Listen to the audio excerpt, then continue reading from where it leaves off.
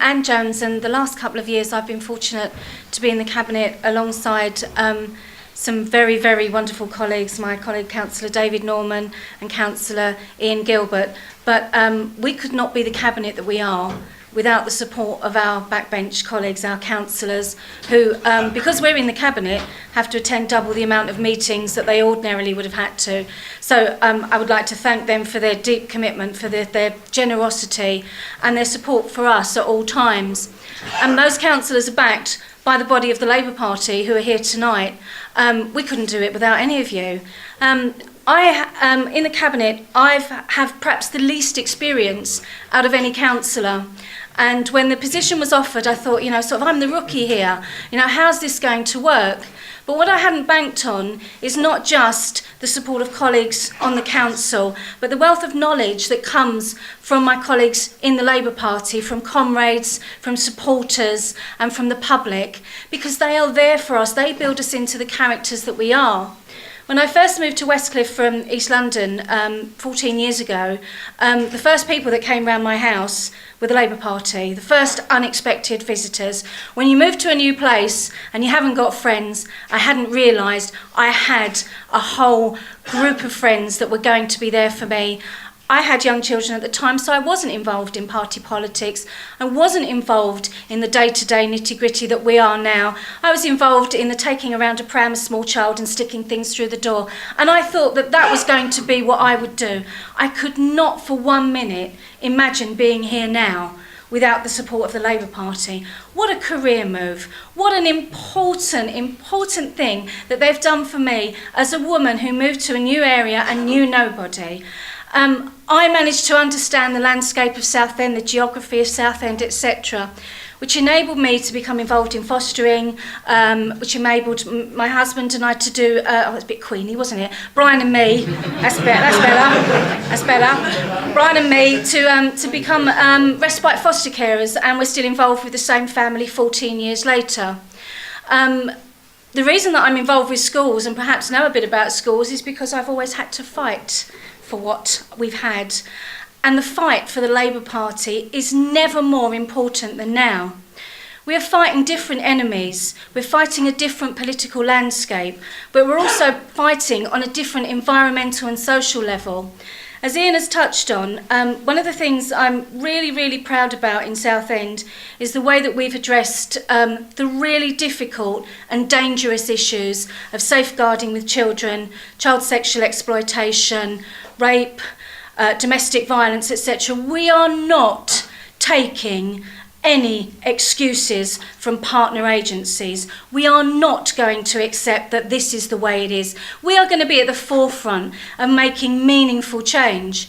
As Ian said, it's been one of the most challenging things. I think a couple of weeks into the portfolio, a real serious case came into national news, and one of the first things I had to do was go on camera and defend. And it's awful to be able to defend, because actually your gut reaction is to keep attacking. What we do as politicians is we attack that which is wrong. As humans, as members of this society, we attack that which is wrong. But when things go well, we have to, as a party, as individuals, we have to celebrate what we've done. And we can celebrate the fact that because we look after this town, because we look after the people in this town, good things can happen. I'm not responsible for keeping the care homes open. I'm not responsible for the housing portfolio, but I'm a small part of it. And we've all had our part to play in that. And it is wonderful to see that reflected quite publicly. I'm absolutely delighted at the performance of our schools in the last couple of years. Week by week, month by month, I get attacked for the tiny minutiae points of actually, why has this 1% changed? Well, I could give you all the examples I like, but I'm rather pleased that we've got the smallest number of schools in special measures or causing concern or in requires improvement than ever has been in this town. And a lovely thing about that is, thank you. A lovely thing about that is that statistic stands forever because they're not recording it in that way anymore.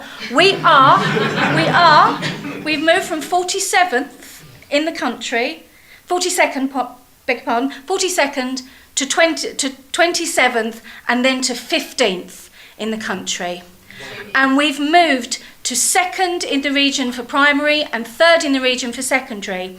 When I first took the portfolio, which I inherited from another party, the next time I got to go on camera, a joyous experience, was to say why we were performing so badly in the region. Well, actually, I'm really kind of hopeful they come back in a few weeks and say, you know, how come you're doing so well in the region? It's because we do well, because we understand what is required for the children in our schools, because we listen to the parents. We know the role of a parent governor. We wouldn't be prepared to take that away. My first elected role, ladies and gentlemen, was as a parent governor. And yes, I moved up the ranks from parent governor to portfolio holder. I tripped over and fell a number of times along the way, but once again, I worked with people of integrity. I listened to those people. I understood the needs of children, of families, because I'm someone's daughter, I'm someone's sister, someone's mum. In the way that we all are, we all have our role to play in families and in society. And that voice is stronger when it comes together. Now, I'm representing, for the most part, disenfranchised.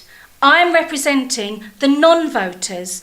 I represent those who are having decisions made for them. So I have to ensure that they are the right decisions, that the right things are happening for the most vulnerable and the children and the disadvantaged in our town. And like having spell checker on your phone, I've got my colleagues in the cabinet to do the spell check for me, to check that those things are right. And further out, I then have my proofreaders who are the Labour group colleagues. And we ensure that it's just not about deviating from Labour policy, it's about doing the right thing. They ensure that we are seen by the public in Southend and in the wider community to be doing the right thing. There is nothing more challenging than that. But I am so honoured to have people behind me that will tell me when I'm going wrong and still allow me to kind of look good in front of the opposition when I actually come back with their point of view and portray that, because we are not just a listening administration, we are a listening party. We are a broad church. We can have a variety of views, and it is an honour as a portfolio holder to represent the views of the wider community. They're not my views. I am a very small cog in a very large machine. And I am really proud, especially of the fact that my colleagues were brave enough to say, when we came to administration, the officer said, "What's not on the table?" And we said, "You don't close children's centres, you don't close care homes, you make sure you build."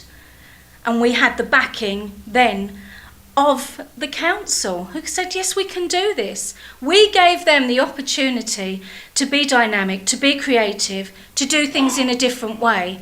Not just our way, but the right way, a good way. And people across the political spectrum, people who are not political, are actually seeing that positive change. Now, we've talked about, the environmental side of things. What we need is a future for the children of this town. Well, it's great that we do the environmental side with the lights, etc., to make sure they've got a clean environment, to make sure that they're healthy and well looked after. But we've got to give them a future.